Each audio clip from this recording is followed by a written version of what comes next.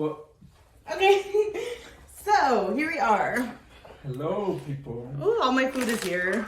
Welcome to episode 5 Mm-hmm. of the unnamed podcast. Okay. Stop. We're not doing this today. But we get the giggles so bad every time. so this is episode 5. Wow. 5. Why am I always surprised that this keeps going? I know, like we literally planned this. Well, it is a surprise, I guess, that we're here in the Honestly. 5th episode. I like that this is a hobby that we're doing, that we actually have the energy, we actually have the time for it, and it's like, feels good. I like it. Like we said, we'll try to keep it going as far as we can. As long as we're still young and vibrant and full of life. Well, I was planning on doing it until I was 70. We did plan our 70. we were planning our 70-year anniversary. Remember? Yeah. Yeah. Okay, so So let's. hopefully you're there when it happens. Hopefully we're all alive still, because I really feel like. Anyways, let's not get like that. Yeah. So we have an apology to issue. Oh. We're gonna start with that.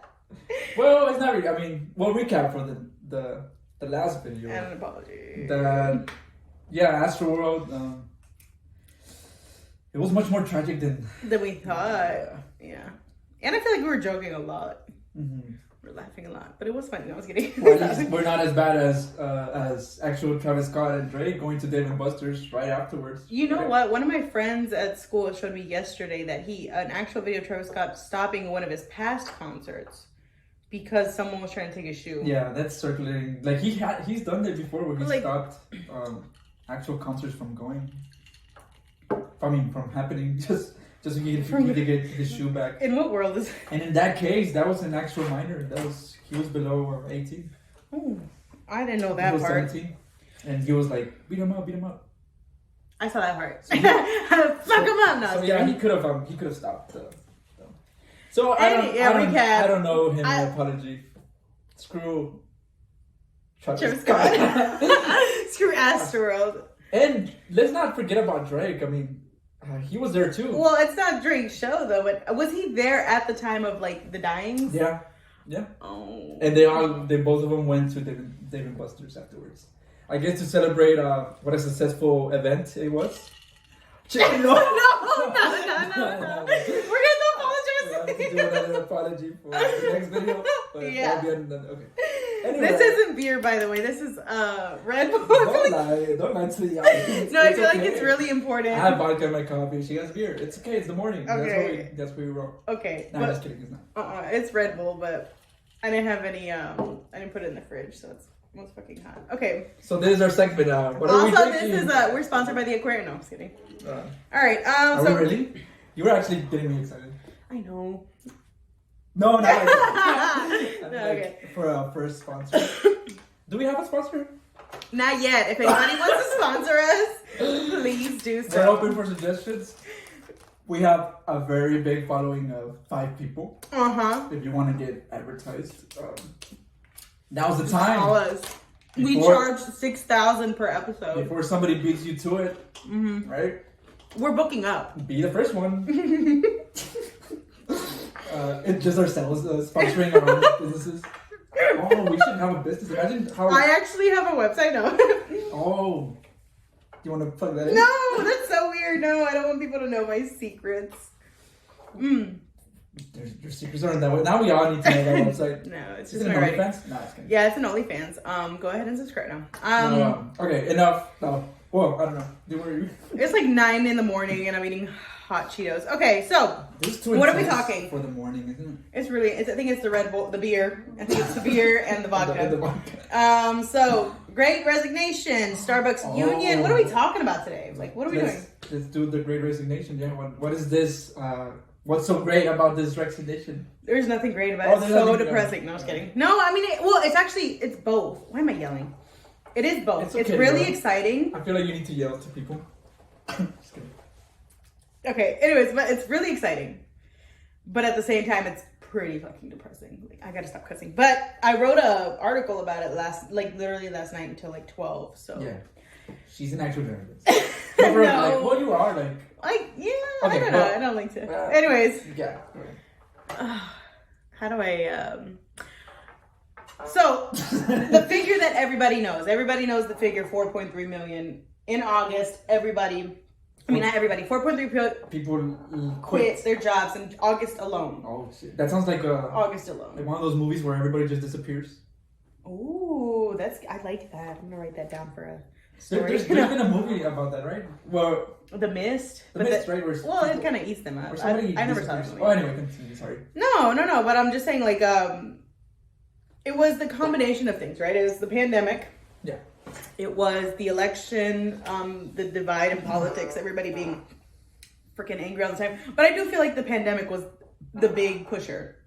Of the drug pusher. I push drugs on people. No. Are we talking about Narcos? No. It's a good show, but anyway. No, but basically people being at home and realizing, like, what the fuck am I even doing? Like, do you ever find yourself doing that? Like, you're on Zoom and you're like, why am I even here? Like, well, that's actually what I'm thinking right now. But it's that's no. Do you want to quit? No. But so 4.3 million people quit for various reasons. There's no one reason. A lot of people were fed up. The issue with wages, which don't we like touch on that time to time? Like, people just aren't being paid enough. There's 21 states still with the $7.25 wage gap. I mean, I'm sorry, the $7.25 minimum wage. I'm so tired. Well, and then 30, our own state, yeah, $7.25 is minimum wage, and 31 states, their minimum wage is under $10. So people are quitting for the wage, the pandemic. Like healthcare workers are fucking fed up because this was not the fact that the pandemic was politicized is frustrating for them. And then go ahead. Well, I think the good thing about this is that for the first time, well, not for the first time, but I feel that recently, like, people who work, decent employees, it's like suddenly everybody's getting more confidence to speak out, getting more confidence to quit their job if they have to, and they don't want to deal with any more BS. Like, they don't want to deal with these horrible wages and horrible treatment. And so I don't know if it's what does it mean that does it mean that we're in an actual good place in the economy where people are allowed to quit, because there's a certain luxury in quitting a job. No, and I acknowledge that in my article. But no. There's one of the panelists. I went to a panel discussion yesterday. They were talking about this. How right now with what is the word when you're at home? What is that called? Working from home. Yeah, I guess, yeah, working from home. But there's also, I mean, I know that the stimulus checks weren't a lot. Yeah. But a lot of people are giving a little bit more wiggle room as far as bills and oh my gosh, benefits and things like that. Yeah. There's small little tidbits that because of the pandemic, they're giving you more time to pay your bills, send in things to the state, things like that.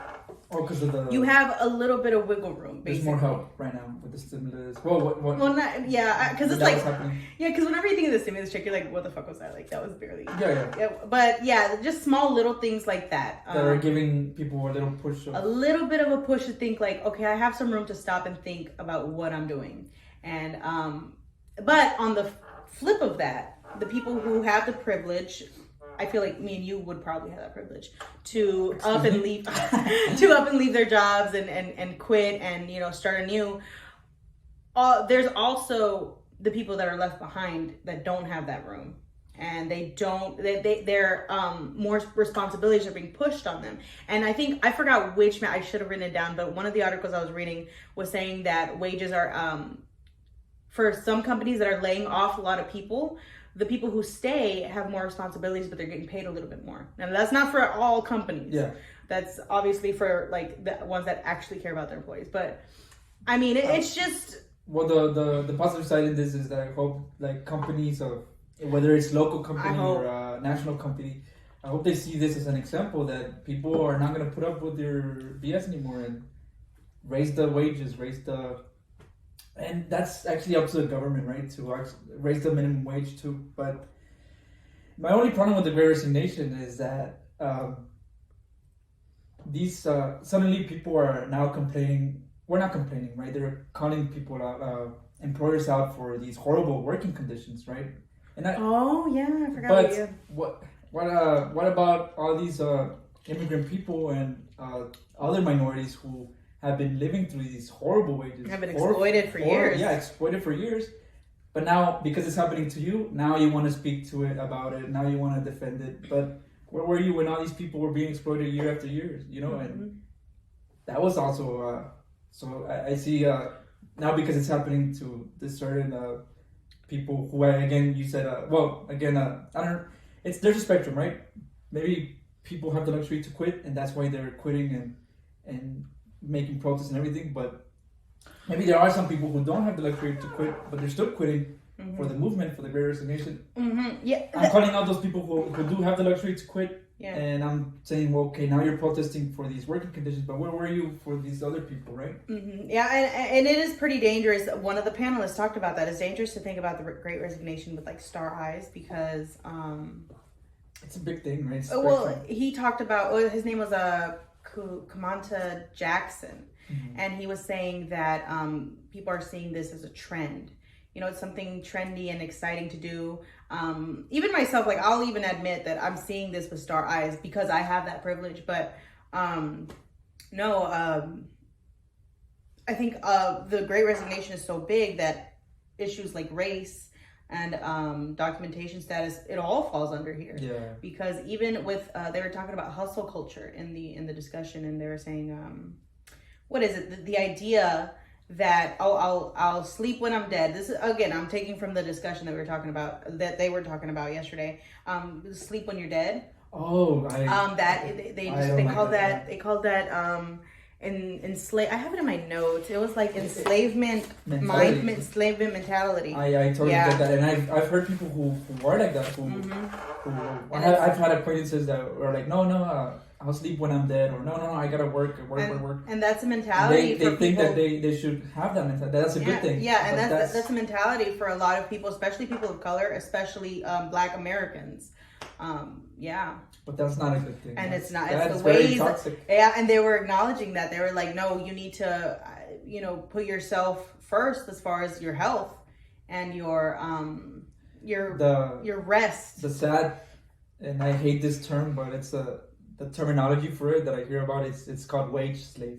Wage slave. Well, I've never heard that term. A person who is so in for their job, and they just everything, all their lives are for their job and for that hourly wage. So they have that mentality: work first, my family later. Work. I'll sleep when I'm dead. That's the wage. It's sad. It's pretty crazy. Like, it sounds like, oh, cool. Whenever you hear about when you were a kid, you're like, yeah, like hustle. But it's like now when you stop and think about it, you're like, wow, that's really terrible. Can I just give a shout out to the panel discussion yesterday that I went to? I told you about it. It was, I had never been to anything like so enlightening. The shout out, let me see, because I wrote their names down because it was really interesting. I wish that they'd recorded it. I really do. I don't think that they did. But it's a good topic. I mean, yeah. Kalia Guillory, she's the founder of the Nap Bar in Houston. So it's literally like she has sleeping pods where you can go. It's wow. No, and I always wanted to be in a sleeping pod. Well, we should go. Yeah. So Kalia Guillory, no, she was so inspiring. Kamanta Jackson and Liza Barros Lane and Dr. Harris. I wrote her name over here. Dr. Felicia Harris. Yeah, so shout out to all these people. They're not even listening to it. I know. But I feel like they really should be mentioned. Like that whole discussion panel was so enlightening. I really wish whatever job you're doing, don't give your entire life for it. Yeah. And if you have family, take that as always as a priority. And then your own health, right? Because then how are you ever going to be an effective person if you're not dealing with your own how are you going to sustain others if you can't sustain yourself? That's the mentality. And your scissors. No, and I wrote a sex decisions. no, moving on. No, but but the colliding of your personal life. I'm gonna stop doing this. The colliding of your personal life and your professional life, like working from at home, especially for women. Like, you know, the kids, the children also being virtual. The kids also being, that felt a lot on women in the first year of the pandemic. Yeah. And so, I mean, it goes for men too, because everybody's working from home and they also have children. Parents. But it's like whenever you work from home, you see your family in the background, but you're still chained to a desk, even in your own home. It's like the mixing of those two, you really get to, it's more in your face and explicitly telling you, look at what you're doing. It drove a lot of people with, not insanity, it didn't drive people to insanity, but it did break some people. That pandemic, and for better or worse, yeah, you see this, you see the comparisons of your life where you spend most of it here at this desk, you know, even at your own home, and you're like, what am I doing? I don't know. I think that's most of what the Great Resignation is. What are you doing? Do you think we're seeing? Because I've seen videos where I think kids are joking about it, like they're making videos of, or in general, I think the whole audience were the kids that are barely coming out of this pandemic, their social skills, how funny they are, right? And do you think that this really did impact the younger generations, like in how they approach socially? Absolutely, it will. I think this is a topic people should study, right? That how, like, there's now a new concept with virtualness and speaking socially when it comes to these newer generations who they were barely starting these social skills, right? And then now they're had to get what they learned from that pandemic and bring it now to the world again. I find myself more comfortable talking like into the laptop on virtual than I would ever than I ever would in class, like in person classes. Like I found myself speaking more this semester. Yeah. Well, I don't know. No, I'm not saying like, I'm just saying I think it's either a crutch or like a booster, situation. Who knows? Yeah, like a sink or swim. Oh, that's a good, I like that. Did you make that up right now? No. I meant that phrase. No, but yeah, that's what I'm saying. Like it's either a crutch or it's like a booster for your confidence. It depends. Because when I got back to in person, like, you know, well, I'm not in person classes still, but when I started studying physically at the school, and I just find myself more sociable, way more sociable. I'm talking to everybody. I'm telling them about my life. You're like, hey, want to know what I did yesterday? Ma'am, this is McDonald's. This is a private school. You want to get into the thing? Oh, I thought we were... okay. Yeah. No, it just reminded me. Okay. Oh, yeah. Okay, so... Basically, all right, well, let me explain what's going on here. There's this video on YouTube, and it's called I Told the Stars About You. So it's a compilation of musical study sounds. I just played it in the background to study, but I'm gonna move my chips and shit. Can I just burn it? Yeah, right? No, but in the comment section, I never checked out the comment section before. So they take the title of the compilation video and they use it as a prompt for little snippets.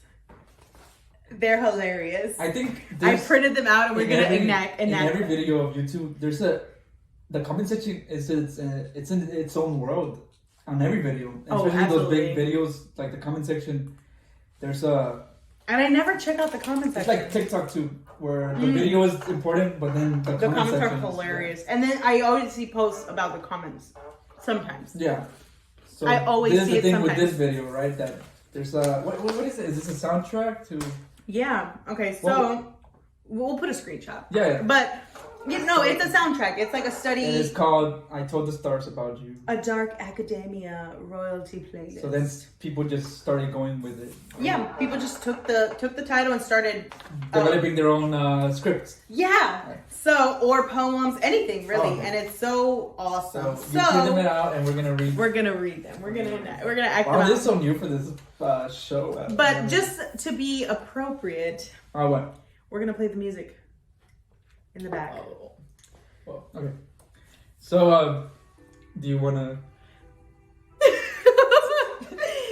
Do you want to go first? Yeah, you go. Okay, I'll go first. This is by Sea of Hope in the YouTube comment sections.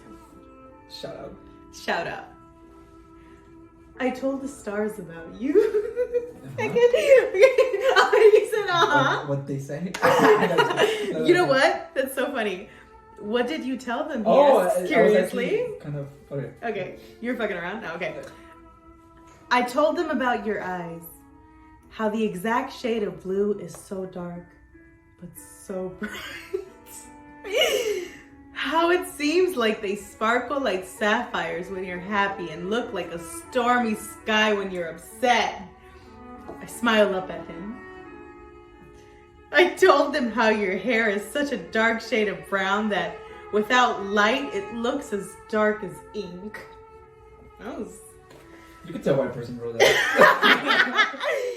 I told them how you make me feel as if I'm the happiest person in the world when you're around. And when you aren't, I feel as if my heart is missing. I told them about your voice, soft yet strong, and how when you say you love me, I feel as if nothing else matters. And how did they reply?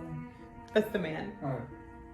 He says, they told me that I was a fool, that you are not here and are only in my head, just as their voices are. Oh, that's creepy. A tear rolls down my cheek as he disappears like smoke does into the night. Was he a ghost? Sorrow sinks into my hole. Wait, what? Sorrow sinks into my hole as I realize What hole? Which of the... The hole, the W hole. Oh. As I realized they are right because they I are. thought it was like a fan sex fiction. It turns into something so raunchy. That was all right. Sea of Hope. We didn't mean to make fun of it, but that was amazing. Should I read the other one? Yeah. So there's a poem, and then there's like funny ones, whichever one. So the whole point is like they get this line, right? I told the stars about you, and then they get what's a good one, I guess. Well, there's only the. Oh, okay. I'll read the second one there. Because we have a Hispanic name there. Nicole Rivera. Exclamation point! Exclamation point! Yeah. It says, so again, I told the stars about you. You've no idea how they laugh. They promised they would help me find my loving other half. The one who is in you, the one who will speak truth, the one who will not leave me weeping, wasting away my beloved youth, the one who will never hurt me, the one who would always care, my love, my light, my beaming sun. I wonder how you fare. Oh, it still goes on.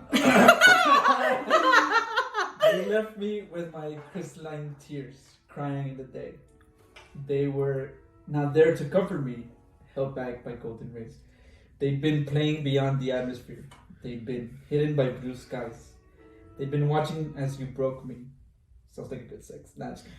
And left my rotting heart there to die. If only you knew of our connection. If only you knew they were my friends. If only you hadn't been foolish enough to bring our love to an end. You were meant to be my everything, my sun, my moon, my sun, my moon, my only love. I told the stars about you. They detest you from above. That's kind of good. No, that was good. But more for the drama. I think the reader. No, I was kidding. Oh, I think it's good. I like it. I like that one because it's simple. I find it. I think the most interesting thing here is that people all join in the comment section. There's how many comments? To create. To create what? I'm sorry. To create their works, all with this one line, right? I told the stars about you. So all you have to do is do something with that line, right? And it's 4,300 comments. And there's some that are as early as 5 hours ago, 23 hours ago, 1 day ago. So they're still rolling in. Also, we're promoting this video. I know, it's a great video. I kind of like it. Shout out to Ivory with 3 Ys, 192K subscribers. But here's a short one. It's a little funny, cute. It could be deep. It could be funny. I like the versatility of this one. By Lisa. That was the emoji. Oh. I like that. I thought I don't know. It was like some Lisa that we know. Yeah, Lisa. No. Lisa. I don't know Lisa. Oh, I have a student named Lisa. Oh, hey Lisa. No, okay. Just kidding. I'm going to add drama. Uh-huh. Look at the stars. I told him about us. He said as he kissed her in the rain, but she was a marble statue. And he smelled of cheap wine. Sounds like me on Saturday. No, but tell us more about that. That's good. So I think it will be fun if we now create our own. Oh wait, one more. Oh, one more. Okay. I told the stars about you. The man stared. So close to me? Are you gonna make out? No. The man stared quizzically from behind the pale counter. Ma'am, this is a McDonald's. Oh, I like that one. I think that's the best one. I love that one. We always make that joke. Well, he always does that. So we're gonna start to improvise with this line, right? Yeah. You want to play the music? Okay. Yeah. So we'll just keep it going. Improv. Okay. So the line is, I told the stars about you. This is the No Name Podcast. So that's how we're supposed to start with, right? Yeah. So you're gonna start. Me? Oh. Okay. Okay. Wait. Hold on. Okay. All right. Go. I told the stars about you. When? Last night, after you left me alone on that cliffside. Why were you talking to the stars? Because you left me alone on the cliffside, Christian. I was alone. And all I had was the stars to talk to. And you know what they said? I was just gone for 30 minutes. I was gonna come back. But you didn't come back. I slept out there with the stars. Where did you go? The stars called me. And I was talking to the stars too. You're not the only one who can talk to the stars. And you know what they said? What they say? That I shouldn't come back. But I was... Oh! What? I think that was kind of good. That was weird. Oh, well, isn't that like a plot twist? Like, it's like you were talking with the stars, but it turns out that I'm talking with the stars too. That was that. You know what? We should have ended it there. That was good. Yeah. All right, one more. This is kind of fun. All right, but you go first. Okay, this time I'll go first. What's the line? Oh, I told the story. I'm saying like okay. Wait. Fuck. Okay. Okay. Hey. You know I told the stars about you. About me? Yeah. What did you say? I told them if they wanted you back. No. I can't go back to the stars. You don't know what it's like up there. Whoa. There's children dying.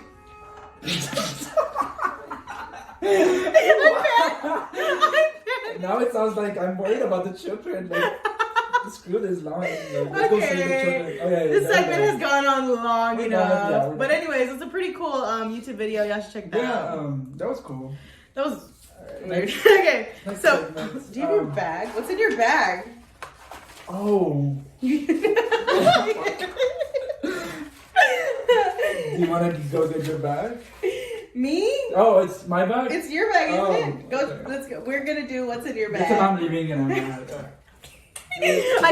Go to the stars. Tell them more about me. All right. So, as we're waiting for him to go get his bag, why don't y'all comment in the section what's in y'all's bag, or tell us what you told the stars about us. My bag that I carry. So let's open. Wait. What if I have a condom in there? Do you have a condom in there? This is my bag. Your ID? This is infected with COVID. Then we should have known that. This is my keys. It has a little pyramid. Thing. A pen. Oh, we're actually going through your bag. Yeah, we're actually doing this. And more pens. And then I have a book. Oh, what is this? Shout out to Lyndon A. Lewis. Lyndon A. Lewis. What is this about? I have an umbrella. Okay, what is this about? In case you know, the world ends, climate change. There's we're in there. We always touch on that, don't we? And no working. That's it. I'm boring. I don't have anything exciting. Okay, no, that's okay. Well, I do have a gun, but I can't show it. Oh man, you know, sorry. Can you carry it? Yeah. I think you could carry on campus. Speaking, that's a good segue to. Mm-hmm. Rittenhouse case, this court session is getting, it's a circus. And I'm just amazed how the judge who's taking over this case is obviously in the side of the defendant. Oh, is he? I didn't know that. Yeah. There's countless of videos where the judge, if you're a judge, you're supposed to be neutral. You're not supposed to show your bias. Yeah. But this judge straight up is already screaming to the prosecutor and giving the Rittenhouse all the chances. All the chances. Like, since the very beginning, he was saying to the prosecutor, I'm not gonna allow you I'm not gonna allow you to say that I'm not gonna allow you to well, if you're not familiar with the Rittenhouse case, this 18-year-old, he bought a weapon illegally without a license, an AR-15, I believe, and he went all the way to where the Black Lives Matter movement was going on, and he shot 3 people dead, and now they're claiming it was self-defense. So these actual victims, right? The judge didn't let the prosecutor even call them victims. I heard about that. He's like, no, that's already tainting the jurors, the case. Like, what else are you supposed to call them? They are victims. They're victims. But he said, you can't call them looters and you can't call them rioters. So it's like you already know where he stands. Where he stands. And you know what's sad? Real quick, before you keep going, when you told me about this, my mind was like, wait, which one? Because there's so many things that happen at these Black Lives Matter protests. Yeah. With the cars and the shooting. Oh, and it took me, yes. I had to, like, my mind had to sift through like 3 or 4 where I'm like, wait, which one is this one? So anyways, go ahead. Yeah, good forces are opposed. When good forces rise up, evil forces do too. And that was the case with this 18-year-old man, right? Because if this was a black 18-year-old, they would have already been like, oh yeah, this is a man. And now they're trying to picture him as a kid. Well, anyway. They always do that. So the judge is obviously in the favor of Rittenhouse, and the prosecutor, there was one situation where the prosecutor, all that he was asking for was if they could zoom the video where, just when you zoom in with your fingers with the phone, with the iPad. Yes. Well, it sounds ridiculous as I'm explaining to it, but the judge had no idea about the zooming situation. He's like, no, we can't allow that because that's adulterating the video, and you're adding new pixels to the. And the prosecutor is like, no, I'm just pinching it and zooming it so the jury could see what happened. And the judge didn't let him do that. He's like, no, you're gonna have to call an expert on zooming, and then if you really wanted if the expert says that you're not manipulating the video, then we'll allow you to present the video. So he couldn't even zoom into the video where Rittenhouse is killing these people. Isn't that terrifying whenever you think about how, because it's really easy to forget that people, well, it's not easy to forget, but the people in power, not even just like politicians and, actual like state governors, blah, blah, but like judges and your lawyers and the people that you're kind of holding hope to are flawed humans that like, oh my God, like really, like you're the person on the bench, like really, are you serious? If it was a minority, yeah, they're already against you, but in this case, this judge is already with him all the way. Oh my God, so I'm unfortunately, don't be surprised if he does walk away free, or at least with a very light sentence because of the judge straight out. Well, I feel like a lot of people won't be surprised. But it's sad though. No, that is really sad because. Like you said, the judge should be an actual professional, but this clearly shows how he's like not even he's lost it. Like he's not even equipped to handle this case. He's clearly has his own ideology present with him in the court.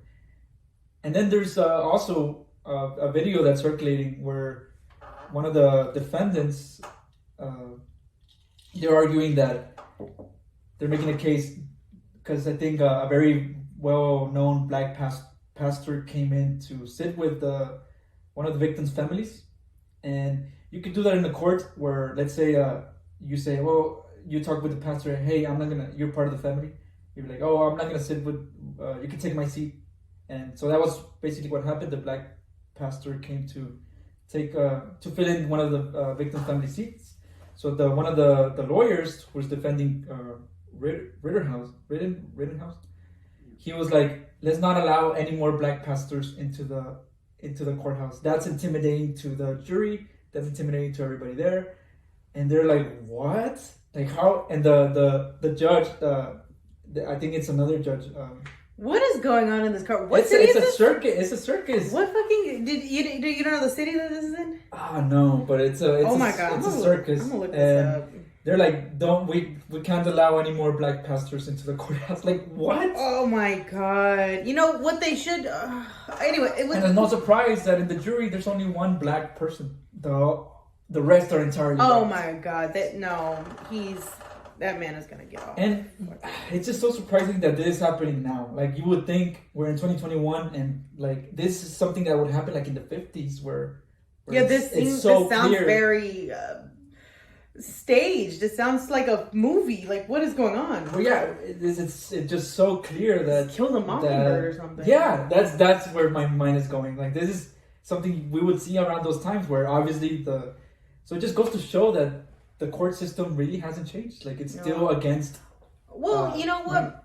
Minorities, brown, black, and this is so explicit. But it's like, does it really matter how explicit it is? I mean, it's always there. You know, even if it's more toned down, more under that biased, either racially or, mostly racially. I can't think of any other. What are the other biases? Racism, sexism, homophobia. There we go. My mind is very slow today. Discrimination in general, but especially with racism in the courts. Like, no matter how hidden it is or explicit, I don't know. It's still there. The it's in there. It's embedded, and so. Yeah, it's very I think about that with politicians. Like, you know, I think about that often, like with Trump. He's so explicitly an idiot. But it's like, well, what about the other ones that we don't really assume are, but like you can kind of like tell. Well, speaking of Trump, going into that's I guess a segment that we always have a Trump segment. Well, he doesn't want to release the January 6 papers. He's really trying all he can to keep those papers hidden. And people are saying, well, if you have nothing to hide, then why are you it's like the same with his taxes. Wasting so much money, so much resources to not let these papers see the light of day. And these papers basically show the incriminating evidence of how he was a big part in the January 6th movement. And maybe he doesn't want to. He's probably cute. I mean, that's what everybody thought. It might have been cute. I don't know, but did his thing launch yet? Does anybody know? What? His new app or whatever, his new social network website. Oh no! Is that launched? Before it even launched, it's already getting hacked with people trolling on it and stuff like that. So, oh man. No. But yeah, I mean. What a shit show! Why are you hiding these papers? There's something obviously there. All these money, all these resources. So I just want to see that hopefully they do uncover these papers, and hopefully we do know exactly what the truth of what really happened. Yeah, I think we all know what really happened. I mean, we had this mob. Yeah. But for it to happen like on paper. I want to know, these official papers. Like, what are they talking about? And you really gotta. I mean, I know we're being really pessimistic right now. But I think, like, no matter what, you have to hold on to that hope that it's gonna come out right. Like, you know what I mean? Like, everything is gonna turn out correctly with integrity. I know that's really hard to hold on to. But I mean, like, not when the system you can't is be apathetic, like Rittenhouse, like that Rittenhouse case. And I have to catch myself being pessimistic because yes, like we have to acknowledge what is wrong with the system, but you also have to. I feel like at the same time, I think we've talked about this. Where at the same time, like you got to hold on hope. You got to hold on to that idealism. Oh, let's not be such a downer. Yeah, don't be such a downer. Hope for the best. Just not throw in the towel. Like there you go. Just don't throw in the towel. Yes. There's so many instances. Oh my god, you're making up all these new expressions. There's so many instances where one just wants to go and hide under the bed, but who's that really gonna help if we just throw in the towel, right? I was talking to my friends about that yesterday. These systems, we allow them to happen too when we're over there throwing the towel and we're not fighting for it. But then, yeah, there's actual people fighting for it, and even then, the systems end up winning. But the point is just to keep trying. Just keep trying. There was this, I guess not really a debate, but we talked about this the other day, where people are moving to more liberal states, more progressive states like California, New York, things like that. And Texas? So we were discussing. I was like, basically, this other person I was speaking to, she was like, oh, like, you know, we were talking about moving or something, and then I was like, well, it's probably best that you like stay in Texas because we need you here. We need people like that, you know, that we need to keep all of the progressives here and the people with, you know, like if you hate it here, stay here and stay here and fight. But then the other side of that argument is that, well, you know, you have to choose your mental health. Like, your life. Stay. You need to find somewhere where you're happy. It's the same argument that was going around a lot when I believe, well, it still goes on, where it's the same, especially us who we have Mexican roots and all that. The quick argument by these discriminant people are like, well, you don't like it here, go back to your country, or go live somewhere else. And it's like, why does this mentality have to exist where if we're criticizing the government, if we're criticizing the ways in the U.S., that we automatically have to leave? What happened to fixing your country, right? Fixing your home? Like, why is this? They're so quick to, you hate this country, then well, then leave. What? Like, when did this ever become the norm that once you criticize your government or why you're not satisfied with your government, you have to leave the country? And especially with these people who are supposedly the most patriotic, right? These are the ones who are very quick to say this. Wouldn't it be more patriotic if you stay and actually change your country for the better? Yeah, and that's why for me, whenever because a lot of the attitudes about Hispanic people, documented or undocumented, people see like my face and just assume, oh, like, you know, you don't belong here. So it's just like, I feel it's really important. And just our last names too.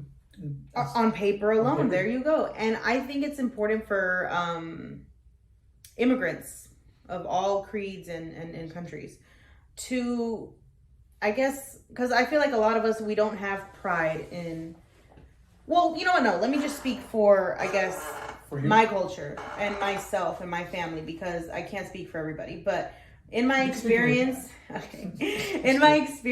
feel like we don't have pride in America. We don't.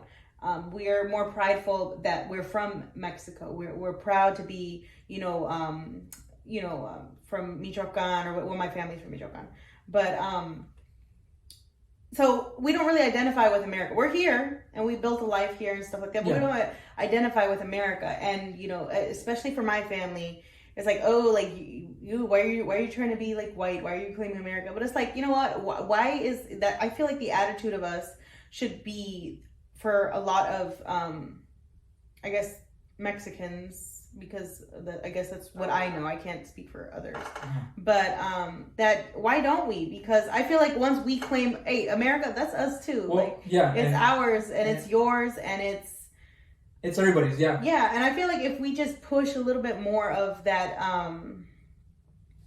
pride in the fact that we live here, and because I feel like by not claiming that we're America too, we're just like giving it to them. We're allowing it to be theirs. We're allowing these people to gatekeep it. There you go. There you go. Gatekeep what is American. You with these expressions. It's so sad that I just wish even our own people, we don't claim it, and it's we should. Why not? And even our own people, when they say, "Oh yeah, the American," they believe an American is the white guy, blue-eyed. But no, an American is me, is you, it's black, it's everybody. Brown. And yeah, these people are gatekeeping the American flag. Why do you think that now, in this day and age, well, when we see an American flag, for me, I'm not speaking for everybody, but for me, I'm already thinking I'm in dangerous territory. Yeah, same. I'm like, ew. This might be a white supremacy. I think that we need to welcome the idea of Oh, see, and then just the idea, just me saying we should invite the idea of patriotism into us, like, ugh. But it's not like that. Not like, oh, let me die. Or, I'm not gonna. Well, not like, see, there we go. That's put your entire life for your country. No, I would never. Like, no offense, but like, I would never.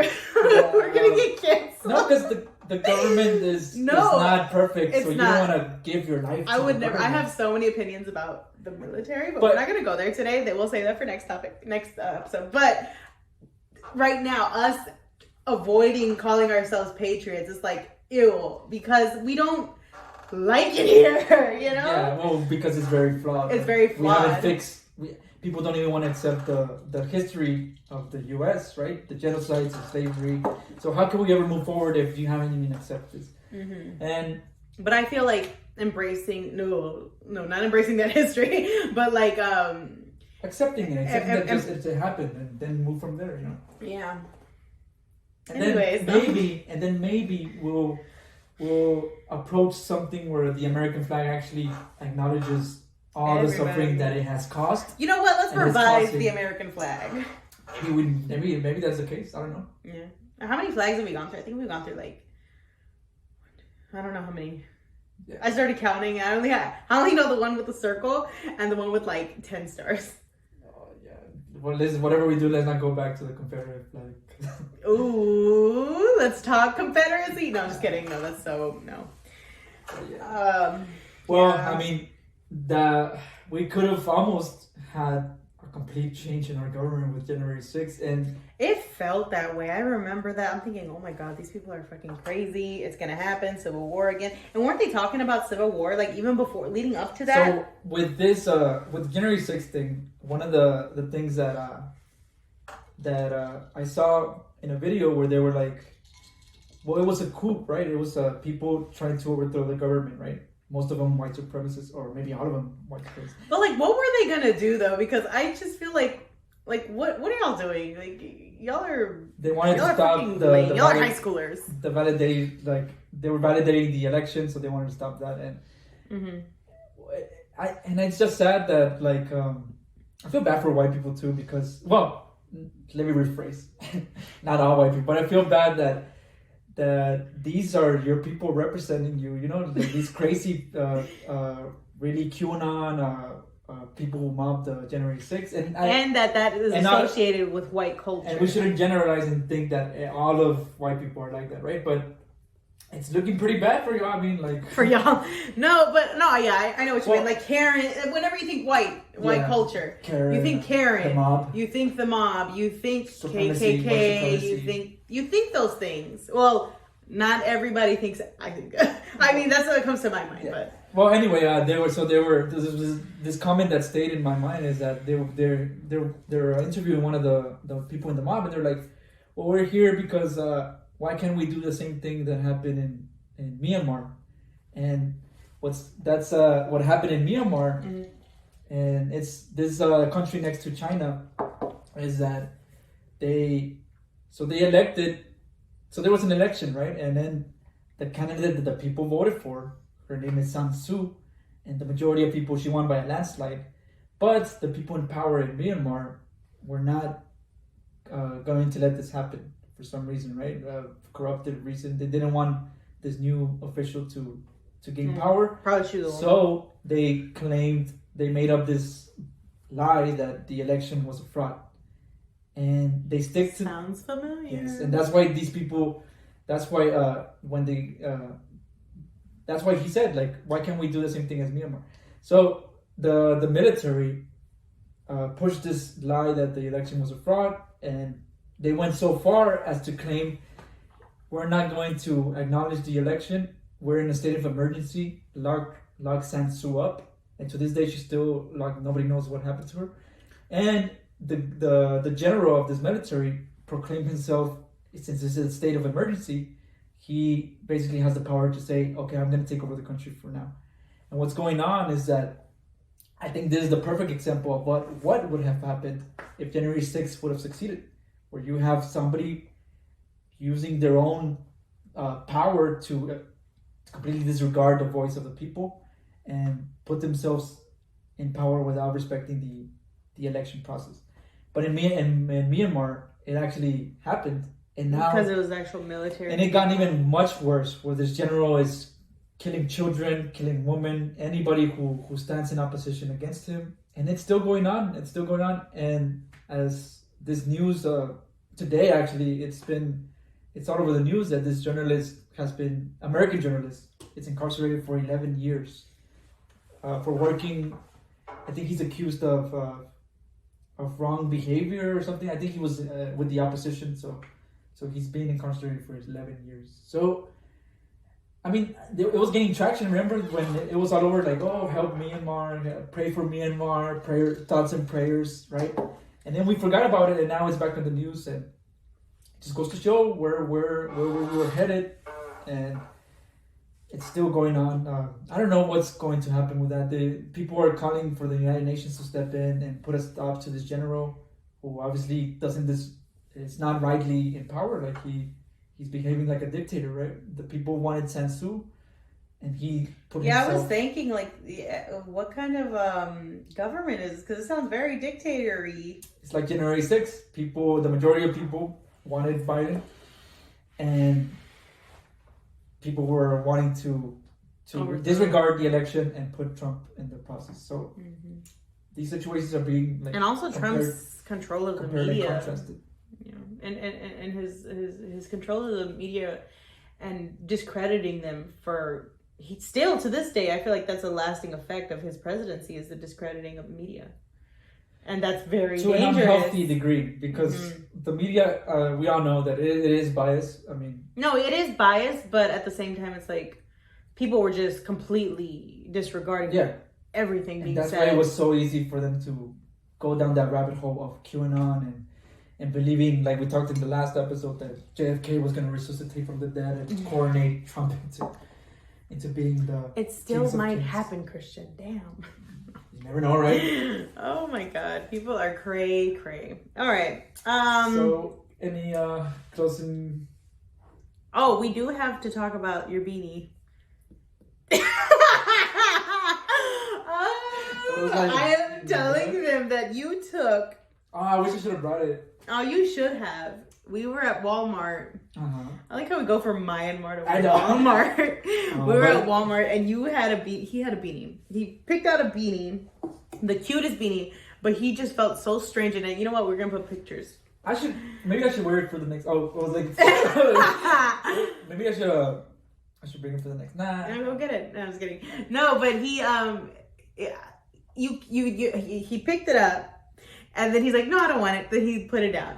And then you're like, where the fuck is that beanie? You get it? He did that like 3 times. For an hour. We were at Walmart for an hour trying on the beanie. It's like, at this point, you need to get the beanie because you had it on your head for too long. Does that ever happen to you where like you have something, but then you're like I kind of want it, but I don't? No. I often, I do the thing. But then you already invested so much time in deciding that you're like, now it would be stupid if I wasted all my time and not figuring it out, you know? So I was like, you know what? Give me that damn beanie and let me buy it. I'm very impulsive when it comes to buying, like the candle thing. I had like two. I had 2 candles, and then I was like, okay, if that's all I need, I'm not gonna get anything else. And then I got some shirts, and I was like, okay, I'll leave the candles for the shirt. So I'm unreasonable with my money, but at the same time, you're a wise shopper.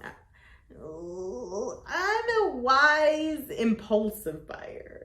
Does that even make sense? Yeah, because you I'll allow myself one impulse thing. You make impulse buys, but you make it in a very limited impulse buys. Choice? I limit my impulse buys. Okay. What do you mean? I limit them. So like. Oh, I thought you said I live in my impulse buys. Okay. No, I limit them. Like I'm not gonna get candles and a shirt. I'm just gonna get the shirt, the silly shirt, the Maruchan shirt, and leave the candle. Because I already bought like 20 candles at Bath & Body Works. So, anyways. So, don't impulse buy. Don't be us. Next episode is going to be our intervention for impulse buys. Actually, this is an intervention. Here's... The camera's right there, actually. No. Is there anything else you want to cover? This is the... Oh. I'm ready to say goodbye. Well, no. No, I think that's it, right? Yeah. Well, but Wow, it's the 5th episode. Stop! You started with that. Well, closing thoughts. Closing thoughts. I just don't know why it's like always a disbelief that we're here, like in the 5th. Well, because like who actually does the things that they say? No, I mean like because you're like I want to do a podcast, and I often say, "Oh, I want to travel. Oh, I want to paint," but I don't do it. But the fact that we're actually doing the thing that you said you wanted to do, is like, oh, we're doing it. Like, oh, cool. Like, I find myself often thinking that when I'm finally doing the thing that because I think I live my life like on the edge. Yeah. No. No. Like I don't see that far ahead, like a year from now, or like I don't plan for that much. So it's like a week by week, and I don't even know what's going on next week. We got this week done. We have this episode, and but I think that's a good, like, people always what is the word, I feel like the 5-year plan is so overrated. Like, what's a 5-year plan? Like, well, it's exactly, it sounds like it's literally a 5-year plan. Like, just plan your life for 5 years. A pyramid scheme. Well, I'm just saying, like, you can't. I know it's really like again, really. I mean, like when it comes to planning, we don't know what's gonna happen tomorrow. I was literally gonna say that. Literally, like life is coming at you. You can't plan. You can only plan weeks. I hate that question when I'm in a date or something, and the guy asked me, I'm calling that guy. But he asked me, so where do you see yourself in 10 years? I'm like, what? Like, I don't even know where I'm going to be next week. Like, what are you talking about? Oh, no, this guy here 3 days ago. Well, I did. I mean, I actually, like, in 1 week, I moved to Houston. So it's like, and that happens to everybody. You could die tomorrow. Anything could happen. Or a loved one. A loved one could die. You could go into depression. And things happen. Things happen. And so that's what they were discussing on the panel yesterday. I don't like that question. Like, where do you want to be in 5 years?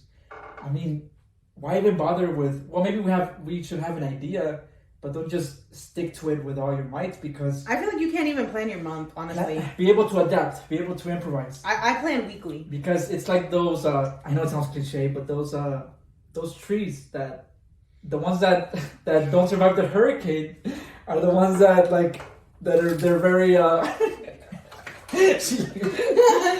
They're the ones that don't bend, that they break. So you're supposed to bend, okay? Bend over and let life. Oh, my job. I was gonna say bend over and let life. Fuck yeah. The ass. No. Supervise, yeah. Just let it happen. Oh man, that's true. Don't be tight. No. Don't be a tight ass. Yeah. Well. Anyway, so improvise. We're getting pretty raunchy. Yeah, improvise and. I only plan my weeks. I said that like twice. If you plan out something, don't be okay with changing it. And eat already breakfast. Nothing's written in stone. Not even the things that are written in stone are followed. Yeah, because they crumble, they erode. Yeah. So literal. Okay. Yeah. All right. Anyways, we're not making sense anymore. We're tired. Well, I'm tired. So. Next episode. What's happening next episode? Oh, we don't know yet. Hopefully, there's. Oh, we don't even plan our episodes. Stop. We're exposing ourselves. Well, no, we actually planned this one out. I mean, like this morning. We had the segment. That was the only thing that we had. Okay, Anna. That's it, right? Anybody who wanted to invest, now they're like, fuck this show. They don't even plan this. No, okay. It sucks saying goodbye, right? But I don't like to end the conversations. This is a goodbye. See you on the 6th. On the flippy happy. On the 6th episode. Bye. Bye. Oh, that was good. So here we are again. We thought we're done with the episode, but we thought, and then right after we hear the news about Kyle Rittenhouse, and motherfucker. It's like we were talking about how it felt that like when Trump won, something unbelievable that shouldn't have happened, but it has happened. That's what's going on right now. You have a person who killed 3 people, shot another, and for obvious reasons, you could clearly see in the we talked about it last episode, how the judge from the very start was for his side, And it just goes to show that when you're white, the system works so well for you that even the judge is on your side. And the jury will always have your back. And I was reading some articles that it also shows that if you're white and you're fighting for black lives or fighting for brown lives, you are also going to get victimized under this system because those victims were white. And this means that this perpetrator, it doesn't matter, he could kill a white person, he could kill a black person, but if he's white, the system's not going to go so far. Can you imagine if Kyle Rittenhouse was a black boy or Hispanic boy, anything but white? Any boy, they would have considered him a man, and they would have given him the worst case scenario, the worst sentence. For real. And it's just, again, so sad that this happened under everybody's eyes, like mainstream media. We all saw how the judge was completely biased. We saw how the jury, about that, how mainstream this case was. And how the jury was majority white. Yeah. There was only one black person there. And we all saw it happen. And we saw it today. And it's how we're talking about this is going to be a precedent for future cases that will allow people to take it upon themselves and go out there and kill people. You have to remember that this person, Kyle Rittenhouse, he wasn't even from that area that he was in. He drove all the way out there. His mom, people are not talking about his mom, but his mom drove him all the way to this area so he could have a night out with his buddies and go protect property, and then at the same time go and instigate this crowd who was already protesting injustice. So obviously people are going to get routed up if you have an AR-15 and are aiming it at them. So that's what happened, right? These people, the protesters, victims, they were there, and this person went 3 hours, 5 hours away for the sole intent to look for trouble, and that's what happened. But the court system today said that this is okay and that it's perfectly fine for you to get an AR-15, an illegal AR-15 without a license. He didn't even get charged for that. Huh? They're saying it's perfectly fine. You could go ahead and do that, and you could go ahead and drive 3 hours from wherever you're at, go to a property that's not even yours, and protect it with your illegal AR-15, shoot 3 people, and that's a very good patriot. What a sad fucking day. Oh my God. Any closing remarks on this situation? No, I mean, I don't even know. You know what's weird? This is huge news, and it's being given to us. By who? By who? No, but it's like, yeah. What do I do with this? Like, oh my God. I'm sorry. Her dog is... The dog is shitting on my floor. But... No. You know what, though? That's very symbolic. Yes. This is... It smells so bad. Let me record it. No, well... Her dog is... Her dog is doing a big shit. And that's the That's a cherry on top of this fucking day. That's what happened today. The dog that is the judge and the court system took a shit on America. Us. Yes. And with that, we're closing because we have to clean up. Cut this right. We gotta clean that shit up. All right. Bye.